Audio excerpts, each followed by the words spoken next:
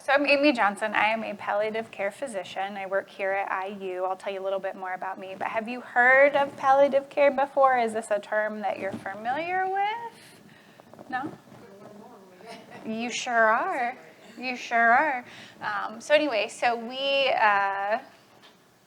we'll talk about that. We'll kind of go from there. Where are you all from? Here in Indy.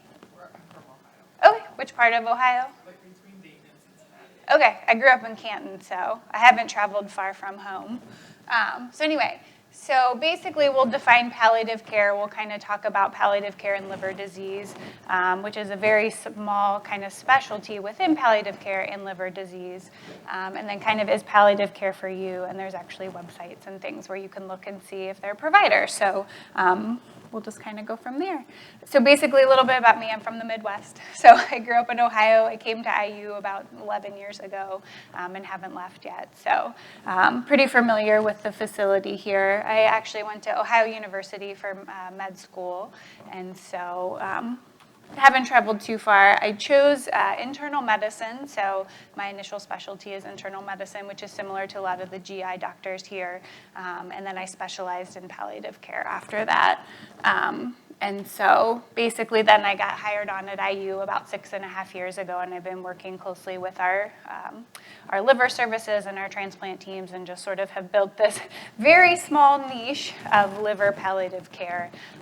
There's only about a handful of us in the country that kind of focus on folks with liver disease. So here we are. So basically palliative care is a subspecialty of medicine where we focus on folks with serious illness. And so that's pretty much, it came out of cancer and then has kind of expanded to COPD, heart disease, and then liver disease is now kind of a focus. And so basically our focus is providing relief from symptoms for patients. It's focusing on what their next sort of steps are and doing a lot of patient education and things of that sort.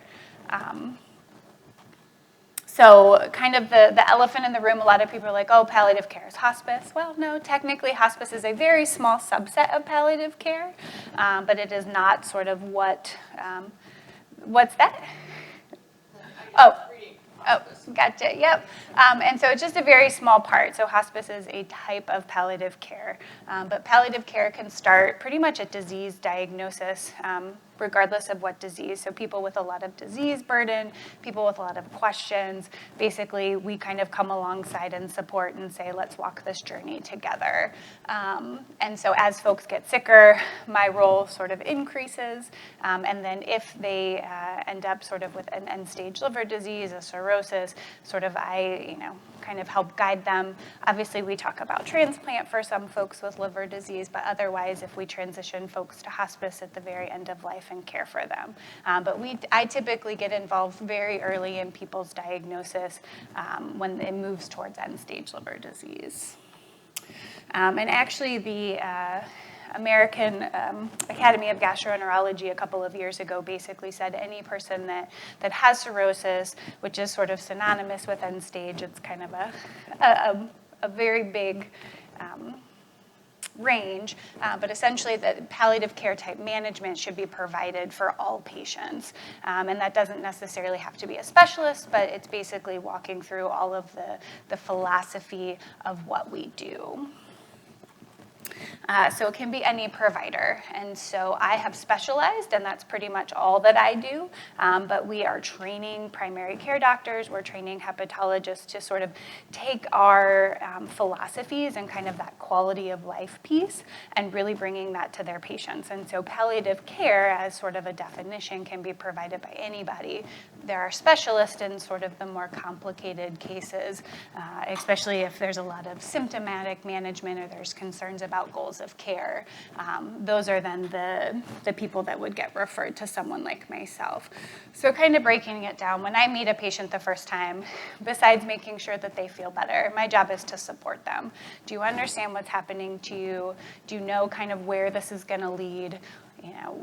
how is your family doing with all of this? Sort of our team wraps around patients, and we just want to help people feel better. And sometimes that's, getting treatment that then they feel better from the treatment. Other times it's using sort of alternative types therapy and really just focusing on their symptoms and really supporting them. We focus on quality of life, and really it's about what is a good quality of life to you, because everybody answers that differently. Some folks are like, I have to be able to be active and doing things. Other people are like, as long as I can talk to my family, even if I can't really get up and do anything, that's important to me, because that will influence what we do for their treatment and what their goals are. So my job is to ask hard questions like, what is meaningful to you? And really just taking that time for them. And that can be asked by any provider. It just sort of seems that sometimes we get so lost in the details of the diseases, we forget to ask what matters to the patient. And so really that's kind of what we sort of take that time and say, hey, tell me about yourself. What's important? Who are your people? We do a lot of symptom management. So one could say palliative care experts are symptom management experts. So a lot of patients with especially autoimmune have a lot of symptoms, right? And so those are people that we can help kind of jump in and just give an alternative look at it besides from the GI specialist and the liver specialist in order just to give some different ideas. So we're trained to kind of look at a person and say, how do you feel? And is there a medicine or is there some sort of research that kind of supports how you feel. And it's not only sort of physically, but emotionally too. A lot of patients struggle with anxiety and depression, and so that's something that we're constantly addressing. But also, most of our teams have chaplains, and so if folks are having a lot of spiritual distress with their illness, especially if it's progressing, can we step in and sort of surround that person with all of the supports, and then social work if there's some sort of psychosocial issue. And so really we just kind of ask a lot of probing questions in order to make sure that we're not missing something, because people's care goes beyond their physical needs. And so a lot of what palliative care does is it steps back and it's like, let's look at this person as a whole and kind of what can we do to support them. So these are some specific things that we kind of as a group are studying. It's slow, but basically these are some of the symptoms I see all the time in clinic. Some are liver specific, especially if it's when the liver started to decompensate. But a lot of these are things that we just come at with a different approach. I counsel everybody on appetite and what to eat, and I'm losing weight, but I'm gaining fluid. And so we just spend a lot of time talking about those things. Some of these have really good literature to support what to do. Some are still needing to be researched. And so these are definitely things, and I understand there'll be a couple more lectures this weekend that might hit on some of these that are specific for autoimmune, but these are definitely symptoms that pretty much a lot of patients will have. And so we just have to make sure that we're addressing those. Like I said, I educate patients, right? So I spend some time, I'm like, so when I say you have liver disease, what does that mean to you? It's surprising that sort of what patients have heard and what sort of they've chosen to kind of let go. And so it's just really kind of having some serious conversations about what it looks like, what we expect to happen. We kind of break open the box of well, they kind of said that it might get worse and they said it, but where are we? And just really having that conversation along with do your goals make sense with what is happening to you, and kind of putting that all together. So it's just really a different approach to think about a patient that doesn't always have to be sort of when things are really super serious. I counsel patients sometimes on what their diabetes means to them. I mean, it's really just kind of about making sure they understand.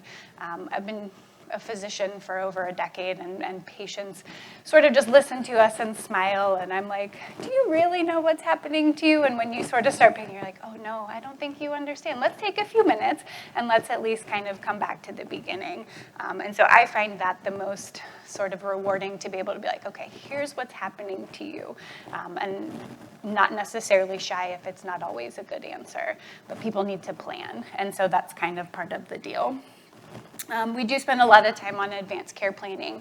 So depending on which state you're in, so it's different depending on Ohio has different forms than Indiana, but thinking about if something were to happen to you, kind of who's your person that would make that decision? And if you got really, really sick, like, what does that look like? And so kind of sometimes just saying, hey, this could happen. We should maybe think about what you want to do, just so that we can advocate for you. Because once sort of you have an issue where you can't speak for yourself, if nobody's asked, then we kind of have to guess. So kind of just prodding a little bit. So there's healthcare representative forms. This form here on the bottom or up on the top is called a POST form, which is a physician order scope of treatment. And it talks about CPR and breathing machines and for folks that are pretty close to the end of life. So these are forms that a lot of times we whip out just to be like, hey, here are some things to think about. Because a lot of times when I ask patients like, hey, have you talked to your family about your wishes? And they're like, oh, I want to be cremated. And I'm like, great, but like one step forward, kind of how much medical care do you want, and does that medical care still make sense? So kind of just prodding people and making sure they're really thinking about what makes sense for them as an individual. And so all of that I have said can be done by any provider. We train everyone from PAs, NPs, physicians that are not palliative care specialists to have these conversations. They take a little bit of time, they take a little bit of finesse, but there are ways to train everyone to do that.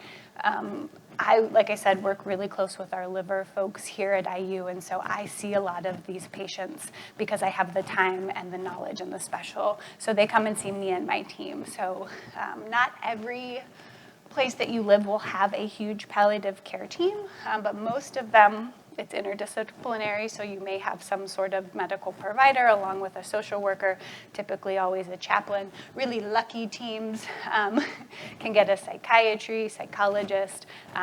We here at IU offer both inpatient and outpatient care. That is not universal, but we are growing throughout the country. There's still a lot of places in the country that will offer palliative care, but only to cancer patients. And so as kind of our small group of liver specialists, we're like, hey, this is a population that absolutely needs more help. And so kind of pushing for that to expand. And so really kind of, you're like, hey, do I need this extra support? This is where you would open up and talk to your doctor.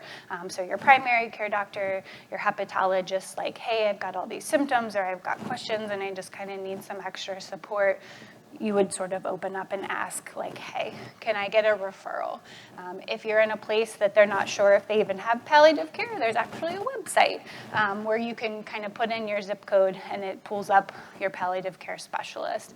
And then it's sort of a question of, do we have outpatient if you're kind of in the clinic setting, and are they able to see folks that don't have cancer? So there's quite a few questions that go through, but the good news is we're growing as a specialty. So it became a fellowship and subspecialty about 15 years ago. So we're a pretty young group of folks, but even just over the last 20 years, hospitals that have more than 50 beds, we're growing. So we're at most larger institutions and even smaller institutions. So here in Indianapolis, obviously we have a strong presence at IU Health, but like Hendrix has it, St. Vincent has it, St. Francis. So like a lot of the smaller kind of community settings are starting to recognize the importance of like planning ahead and making sure we're taking care of folks that are struggling with serious illness. So we're growing, but we're not everywhere. So depending on which part there's palliative care near Dayton. So you all are covered, but there are some places in the country where there's kind of a drought. Like northern Indiana, I actually see folks from multiple states because there's not a whole lot in sort of the surrounding like Kentucky area and southern Illinois. So we need to grow. We're growing, it's slow, but anyway.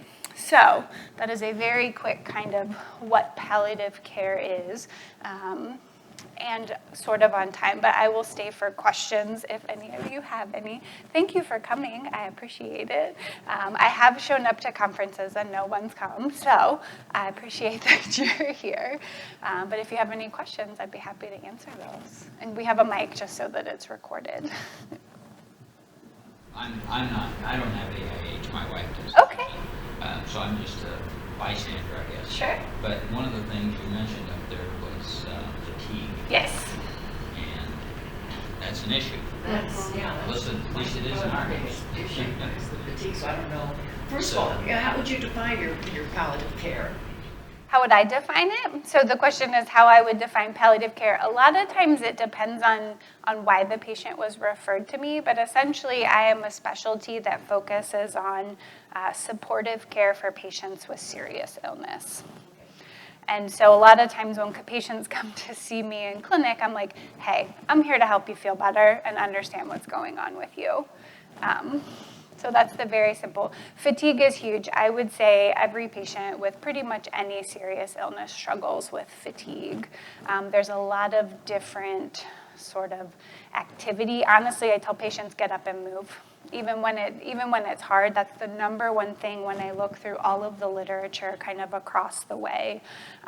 Diet is huge, but really, when folks are really struggling, I have a few medications that are off-label that I will sometimes do, but there's no one answer. Sometimes it's recognizing that fatigue is a part of your day, and how do you plan to really focus on the things that are important to you, and then where can you kind of just say, well, someone else can do the groceries. Or yesterday I had a patient who loves to go to the grocery store and is really tired, and she's like, what, I still want to be able to do it. I'm like, well, then why don't you order most of it and then go and wander and just do the small pieces of it. So it's coming up with a plan based on what makes you happy and going kind of through that piece.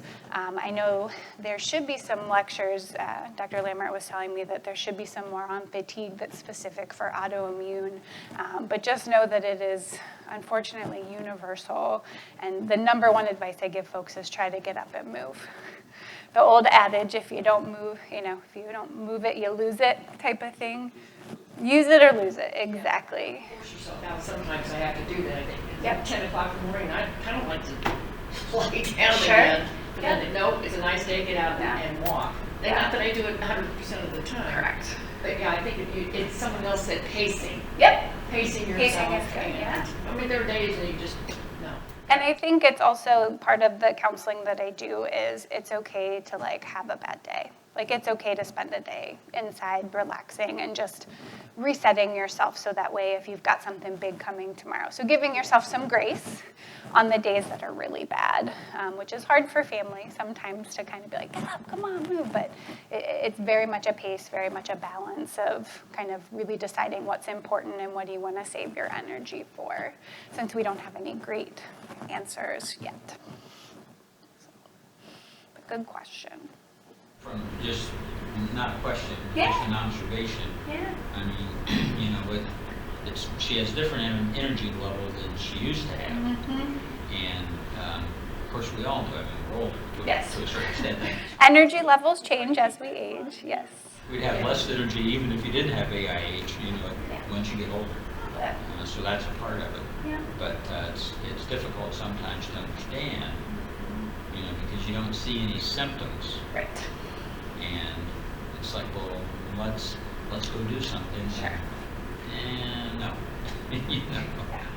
Yeah, fatigue is hard as a family member to kind of watch, and if you're just sort of like, why aren't you getting up and doing things? A lot of times I'll remind family members, when you have a cold and when you just don't feel good, that's sort of what they're living day to day and working through that. And so sometimes just making it more relatable to yourself and reminding yourself okay, the last time I was sick, I didn't want to get up for a couple days.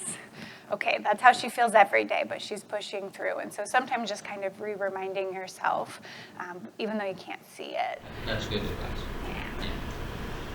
Yeah. You're welcome. Any other questions or comments? No, thanks again for coming down. I appreciate it. Yeah. Of course.